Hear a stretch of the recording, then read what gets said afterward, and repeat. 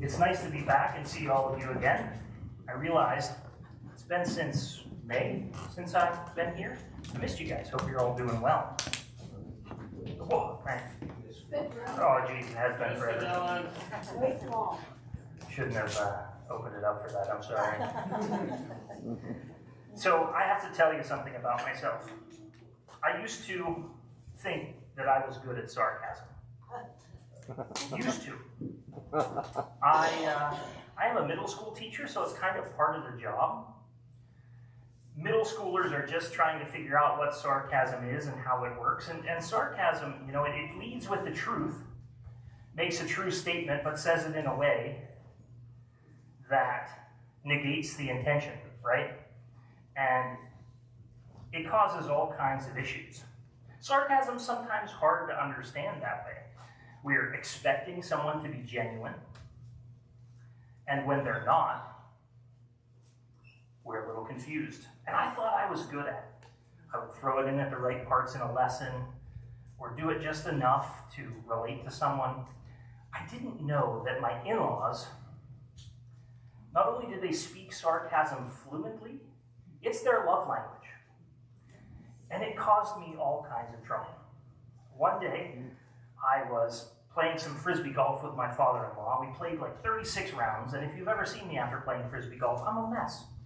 My father-in-law, he knows he can't throw as far as I can, but he also knows he's more consistent than me, and he knows he'll throw me off my game if he just needles me a little bit. He says things like, "Oh boy, that was a nice shot," right after I've hit a tree. Or when I'm putting from 20 feet away, he'll say, "Oh, you can knock this down with no problem." And he does that. He's never outright mean, but he likes to just reel you in enough to break your confidence, and he ends up having fewer strokes than me every time. So I had spent morning and afternoon with him, and I had a date planned with my wife. I came home, I tried to get cleaned up, get ready for our date, and my wife says, "You look nice." And that's the face I gave her. And I said, "Thanks." She's like, "What? You look nice." Like, "Nah, you don't mean that." "Yeah, I do." And I said, "I'm sorry, I spent all day with your dad, and I just couldn't tell anymore. I didn't know what to trust." Maybe you know some people like that, but sarcasm can do that, can it? It can make it hard to trust someone. Now, just so you know, my father-in-law is a wise man of God. He's my pastor. I would be in his church even if I wasn't married to his daughter. He's a wise man, and I have learned so much, and I respect him so much. But he still gets me every now and then with sarcasm. Remind me to tell you the peanut butter story sometime, and we'll tell you just how sarcastic he is. So, the reason I had trouble accepting my wife's compliment was because I hadn't trusted anything that had happened to me up to that point in the day. When someone complimented me, it was always double-edged. When someone cheered me on, it was for their own benefit. And when we have those experiences, it makes it really hard to trust. And it shapes who we are. I realize that about myself. Sarcasm is a good seasoning for life, but it's not necessarily a good main ingredient for relationships. Because relationships, and particularly trust, are based on your experiences. I trust you because of the previous situations we've had with one another, where I've seen you do things that are commendable and acceptable and appropriate, and because I know those things about you, when we get into another situation, I'm going to trust you in it. That's how it works. And now I know Pastor Ron's been talking about a series, In God We Trust, and I do have to confess, I thought that he wasn't starting it till later, so I didn't go back and watch his sermon from last week. Don't tell him, as if this isn't going to be on Facebook, right? And so he asked me if I could piggyback on that series, and honestly, that's all the information he gave me. And I thought, okay, how can I deal with this trust issue? Because we're always told to trust God, right? When we say in God we trust, it brings up maybe patriotic images, or we might think of money or currency. We might think of all kinds of things. But in reality, trusting God is not a small task, right? It's not easy, especially because we might not have had a face-to-face experience with him, right?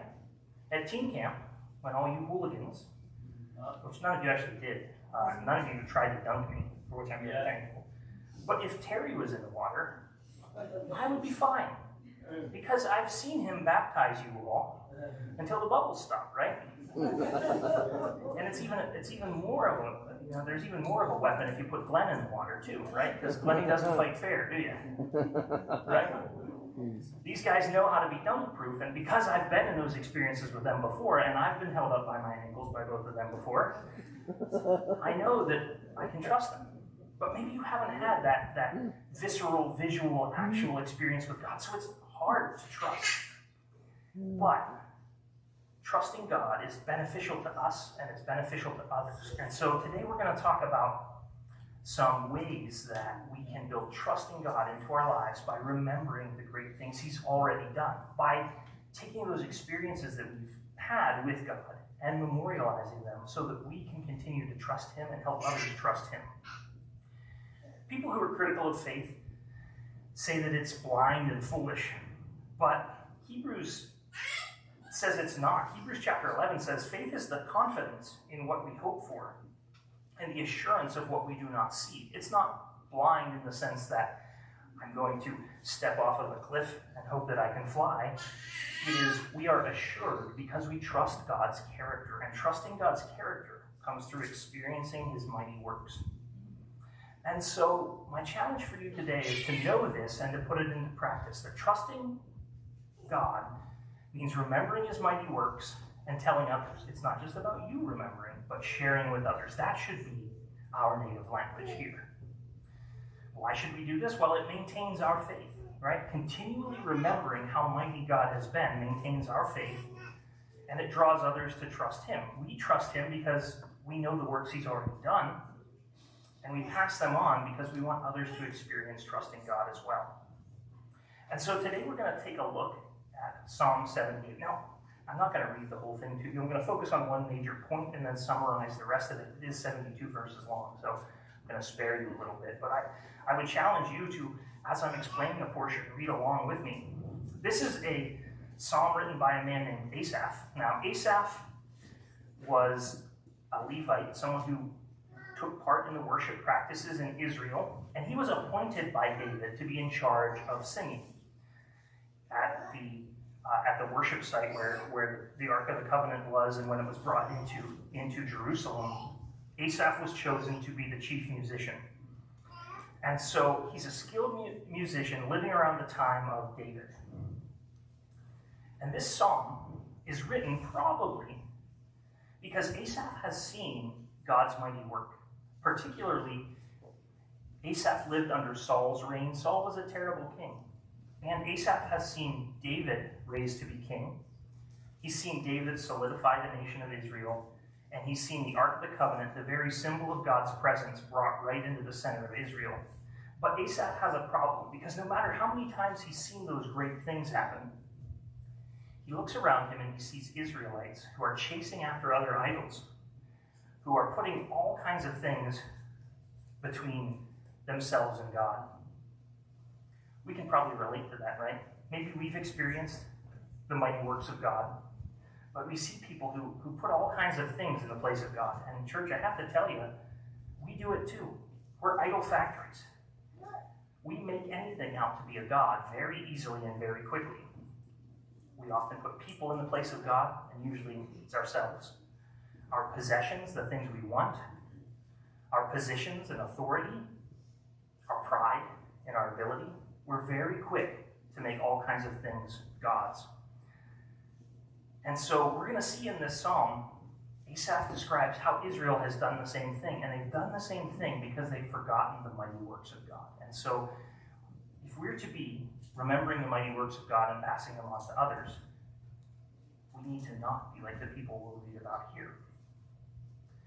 And so we start off in the first section, the first 8 verses, and this is Asaph's main challenge, and then he goes through several scenarios where he describes challenge is so important. He says, "Give ear, O my people, to my teaching. Incline your ears to the words of my mouth. I will open my mouth in a parable. I will utter dark sayings from of old, things that we have heard and known that our fathers have told us. We will not hide them from our children, but tell them to the coming generation.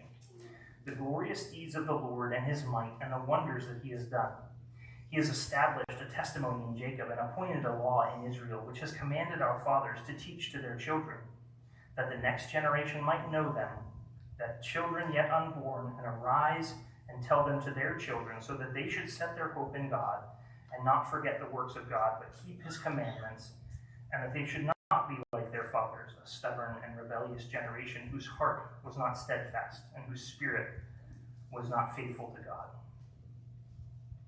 Asaph opens this by talking about parables. Now, we're probably most familiar with Jesus talking about parables, and parables were like these intentional stories that were kind of like riddles, in that if you understood what Jesus was saying, you would get it, and if you didn't, you just simply wouldn't understand the deeper message. And it was designed to encourage the faithful and show the faithless how faithless they are. Kids nowadays would say, if you know, you know, right? And so that's what a parable was. And he starts out saying, I'm gonna tell these enigmatic things from old, because it sure seems like what Asaph is about to say, every Israelite should know. Every Israelite should know the mighty works of God. He says, your fathers were commanded to tell you about the mighty works of God. And they didn't. And because they didn't, you were a rebellious generation. These were things that an average Israelite should know that they just didn't. And he says this is why we should teach the next generation. Because when we speak openly and honestly about the mighty works of God, and specifically the way he's impacted our lives, it helps people trust God. It breaks these generational cycles of rebellion against God. And it gives people hope. It changes lives. And so if we become people who continually practice remembering the mighty works of God, we can do mighty good in our world. Who needs it, right? And so Asaph gives 4 different examples of how Israel has failed. And I want you to, as I explain these to you, I want you to take a look and see, is there anything that we can learn? The first one, he kind of gives an overview of the Exodus. The Exodus is Israel's great miraculous God story. God has taken them out of, freed them from their oppressors. He's led them in all the ways that they should go to escape all the turmoil and the mess that was behind them. And he provides for all of their needs. But Asaph says this in verse 11. He says, they forgot what he had done, the wonders he had shown them. These people were miraculously saved. They had seen the 10 plagues. They had seen the Red Sea part. They had seen all of their food and all of the armies just driven before them. And Asaph said the first problem they had is they forgot. Now, those of us who trust God probably know that we've been freed from mighty oppression of sin, right? We've seen the ways that God has led us in maybe ways that we didn't understand at the time, but when they work out, we can praise God and say, wow, that was amazing. Thank you. But don't we have the same problem as Israel? Aren't we tempted to be forgetful when so much vies for our attention, or situations or circumstances happen? We're easy to forget the might that God has done in our lives because our current problem seems so large. But I promise that none of our current problems were nearly as enormous as this Exodus experience, this mighty God who has broken the Egyptian gods and freed Israel from slavery. So then how can we remember God's specific works? The first thing is we have to realize we need to take intentional steps, right? If forgetting is the problem, then we need to be willing to say, I'm going to take steps to remember. I'm going to take steps to remember. I've been trying to work on this in my family's life. My daughter's just 15 months old. I told myself I would stop counting months at a year, but it didn't happen yet. And so she's 15 months old, and she doesn't know too much. She knows how to yell at the dog. You learned that from me. She knows that tigers go rawr. That was her morning this morning, right? But I've been trying to build patterns in our lives where we share with one another, right? Whether it's we always read a book before bedtime, or we always pray before a meal. I want to build these patterns in so that she remembers what's important in our family. It helps us not forget the mighty God. And so if forgetting is the problem, we have to be intentional. We have to be willing to be intentional. Asaph then goes on to say another incident that has caused Israel to forget their trust in God, and that's the manna and the quail incident. In Numbers chapter 11, if you've been through that section recently, we see that God was providing Israel with everything they needed. He provides them with manna, which is a grain that shows up every morning from heaven, and they're able to eat it. Asaph calls it the food of angels. It's that good. And he provides them with quail for their protein needs. Even when they're in the midst of a desert, he brings water from a rock to provide for their needs. So not only has he freed them, but he provides for their needs all the time. Even when they are rebellious, even when they are forgetful, he continues to provide for their needs. But Asaph says in this section that Israel fails this way. They test God by demanding specific things that they're craving. And it shows that they don't trust him. They get tired of the manna and the quail. They want the food of the Egyptians. They want the water to taste better. They want a better menu. And they get angry and they test God. And God says, if you want to test me, let me show you how powerful I am. And he provides for them so much manna and so much quail that they get sick. And he says, I have more. I will provide for you all of this. Now, maybe we're similar. Maybe we've been people who have seen God provide in mighty ways, but we still wrestle with discontent, right? We're discontent with our circumstances because we say, if I only had this, or if God would just provide this, wouldn't things be better? But hasn't God done mighty things already? And so it's important that we have not only regular remembrance, intentional remembrance of God's thing, but recognize that our wants are not always our needs. I see this in my daughter, too. My daughter's allergic to eggs. Glenn and I were just talking about it. And my wife and I love eggs. And my daughter doesn't like when we eat eggs for breakfast and she doesn't get some. She doesn't understand that it's not good for her. She'll break out. She'll have all kinds of issues. And so she doesn't understand, but boy, does she want, and she is really good at communicating her wants. She'll do it loudly and immediately, right? You know this, those of you parents, right? Sometimes what we want isn't good for us. That doesn't stop as we start walking or talking, right? Our hearts continue to want all kinds of things, but God has provided great things for us already. And we have to be careful to battle discontent by remembering that God has provided for our needs. He gives us what we need. The next section we see is the wandering in the wilderness. So what has happened is this first generation of Israelites who have been freed from captivity, who have had all of their needs provided for them, these forgetful and testing people are brought to the edge of the promised land. And they send 12 spies into the promised land, and God says, this will be the place that I'll deliver to you. And 10 of the spies say, look how big the dudes are. They're all Austin, right? And 2 dudes say, look how big the grapes are. This is a land flowing with milk and honey. This is amazing. Hasn't God promised? But they were too scared of Austin, right? They were afraid, and so their punishment was they would wander in the wilderness for an entire generation until their children would inherit the land and practice faith. Because what happens when we don't practice remembering the mighty works of God, it's not just us that suffers. It's our families.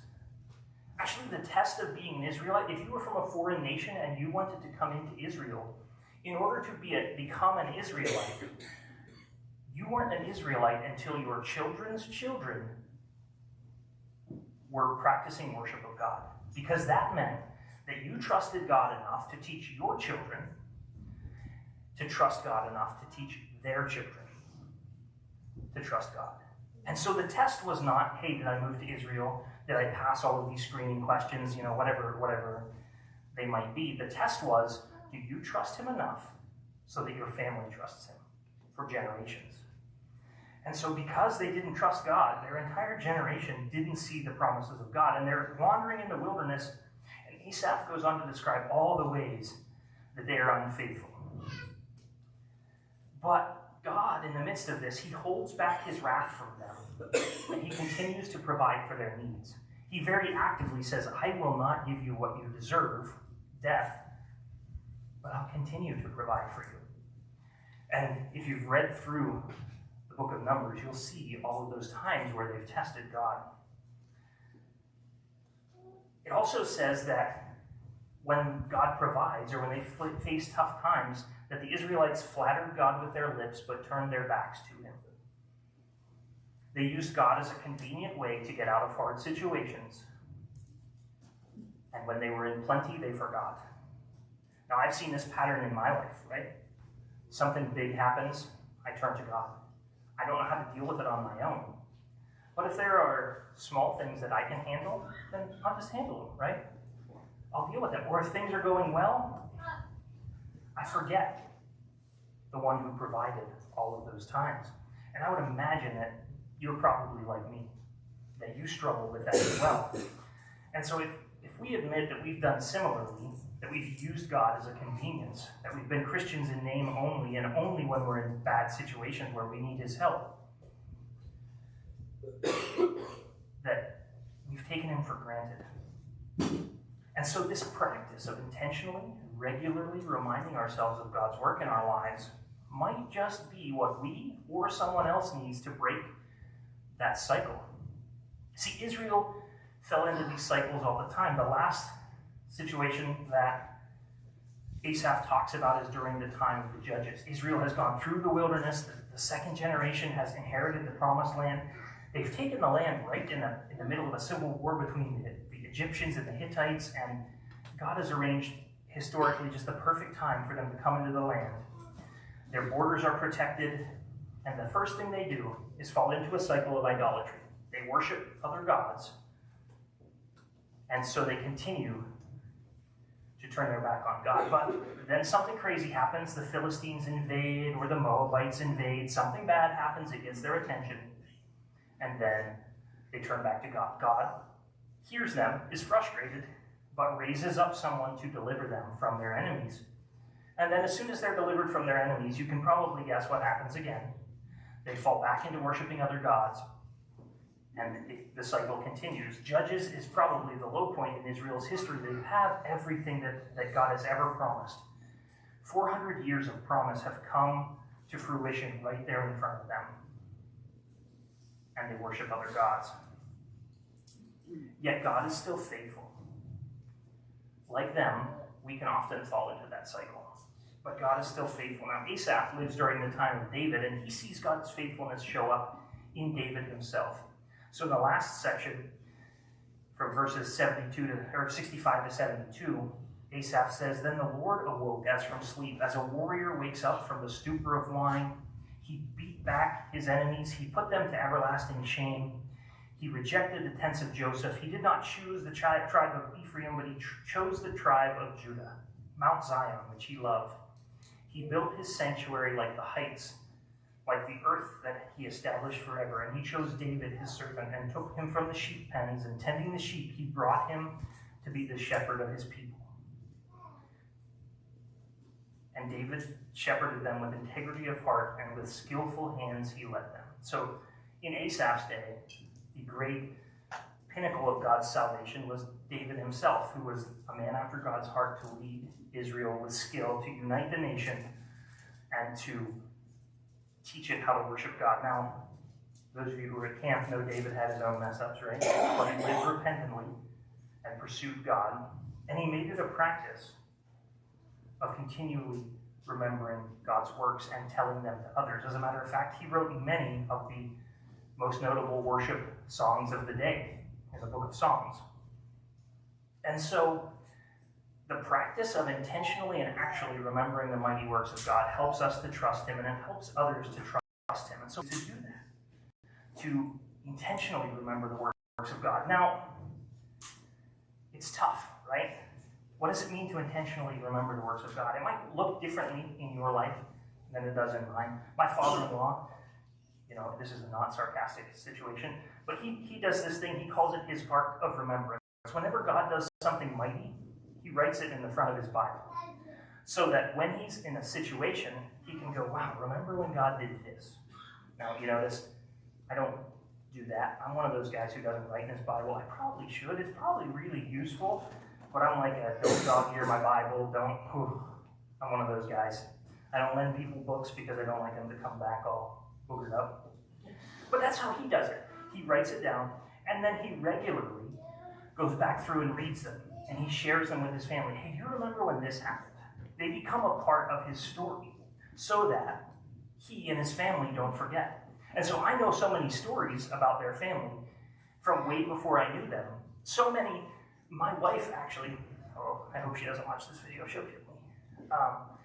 There's this phrase in her family, she's the youngest, has 2 older brothers, and they share these great stories so many times that my wife actually remembers stories that happened before she was born, because that's just how much of a part of their language it is. And so her older brothers will turn to her and say, were you even born yet? And she hates it. It drives her nuts. But the idea is it's a continual part of what happens in their family. And because of it, their family has a continuous touchstone to the works of God. And so it's got to be natural for you. I don't know what it looks like for you. One thing, as my daughter grows up, one of the things that I like doing is just talking to her in the morning. She just babbles. She makes the cutest noises. But I talk to her about the day. Hey, we're going to do this. Oh, this really cool thing happened. That's what we do for breakfast. While I'm cooking breakfast, we're babbling back and forth. But it's a chance to share with her. Or when it's bedtime, and I'm tucking her in, and we're talking about, oh, wasn't this fun today? Wasn't this great? Didn't this amazing thing happen? And so it's got to be natural for you. But more important than being natural, because any good habit is slightly unnatural at first, right? And I'm sure there's somebody who could tell you, it's like 21 days or whatever to make a habit, or to make a practice a habit. I don't know what the pop psychologists say. But it has to be regular. It has to be done intentionally and often. That was Israel's problem. They didn't intentionally remember the promises of God. God commanded them to tell your children. He said, put it on their heads, put it on the doorpost, when you stand up, when you lie down, tell them the mighty works of God.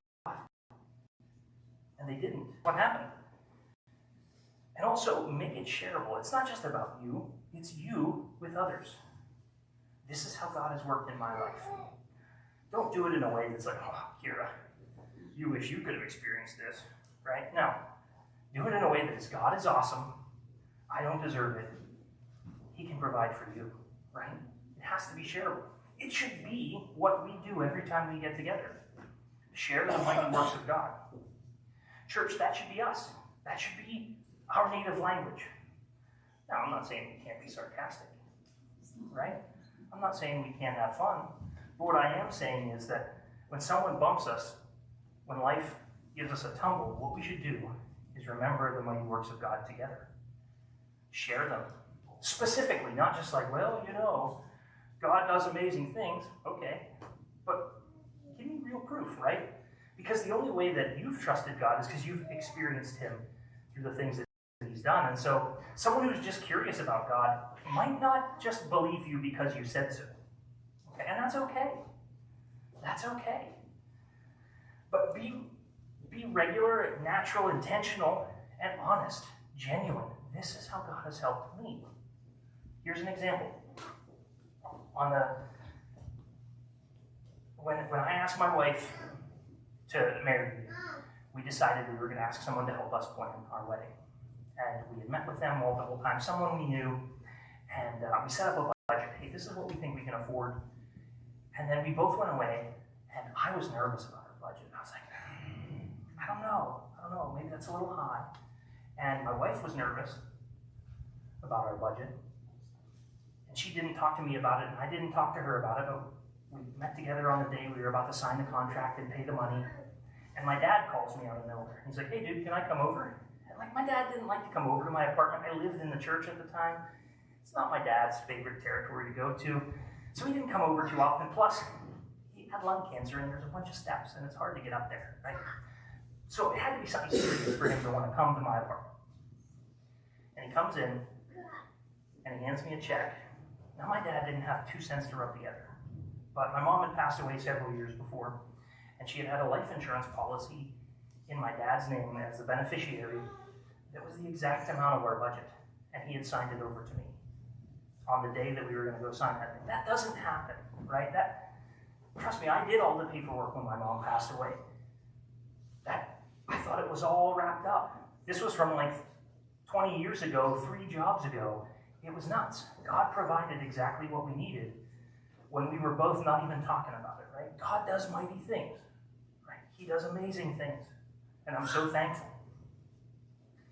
And so the real and honest and open conversation that we have about the mighty ways God has worked in our lives, they should be used to help others trust. Now, maybe you're someone here, you're not trusting God, and hey, listen, we're glad you're here, okay? And we don't expect you to just trust him because some guy got up and shook a Bible around and said, trust God, it's good for you.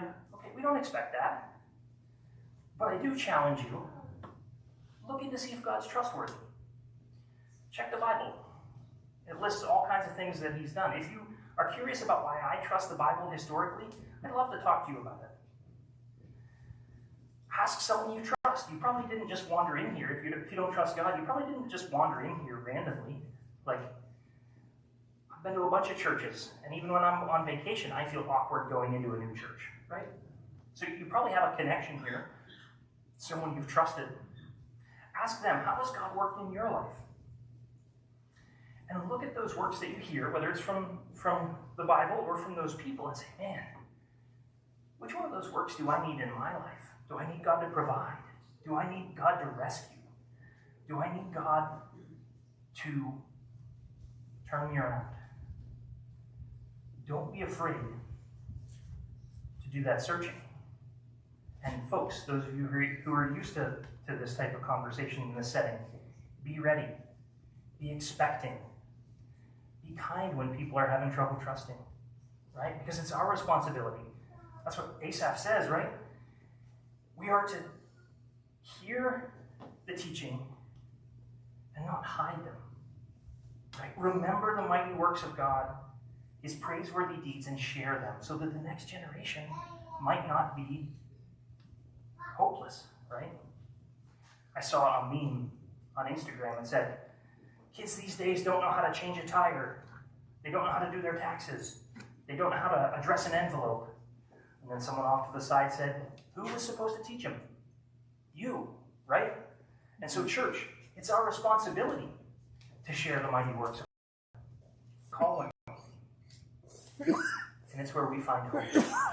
Because even if we've been here all our lives, boy, aren't there times we forget or battle with contentment? Right? Or just give lip service to God because whatever we're going through has all of our attention. Well, even if we've been a Christian 70, 80 years, we sometimes still need reminded of how mighty God is, right? And that's what we should be doing here. Now, trusting God means remembering his mighty works and telling others. But this pile of stones up here, that's called a cairn. Close to my heart because that's the name of my alma mater, Cairn University. It's not Karen, like someone who's going to call the cops on you for parking in the wrong parking spot. Okay. It's Cairn, one syllable. But this is something that God told Israel to do when they crossed the Jordan into the promised land. He said, take 12 stones, pile them up, and don't say anything else about them until someone asks you, what are those stones? And then tell them, this is where God dried up the Jordan so that we could walk across on dry land. This is where God delivered us his promises after 400 years. And so set those practices up in your life and challenge me and make sure I'm doing the same thing, right? We've got to help one another in doing this. That's how we continue trusting God together. Will you pray with me? Father, you are great and mighty, and I confess that I often forget the things that you've done. But Father, I ask that you would show me how to trust you more and more, that you would make trusting you and remembering your mighty works something that is a part of everything that I do and say. Father, that you would help us as a church to be those kinds of people who actively practice remembering and sharing so that others might trust you. So that when we look around at the generation around us, we don't see wickedness and rebellion, but we see hope because they trust you. We pray this in Jesus' name. Amen.